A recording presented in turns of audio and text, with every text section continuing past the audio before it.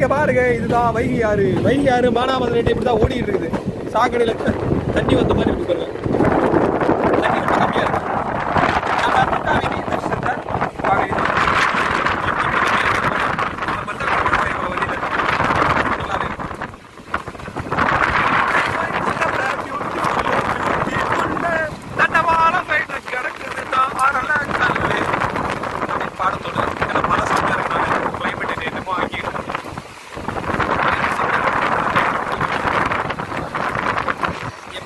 என் பின்னாடி வந்து அடிக்குமோ தெரில, பழி வாங்கிறாத பார்த்தா.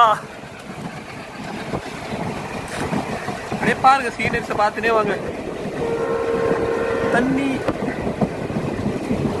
எப்படி அழகா வளைஞ்சு கவுடா போய் பாருங்க. அப்போ தெரிகிறதா தெரிகிறதா செம்மண் விளையும் பூமி இது.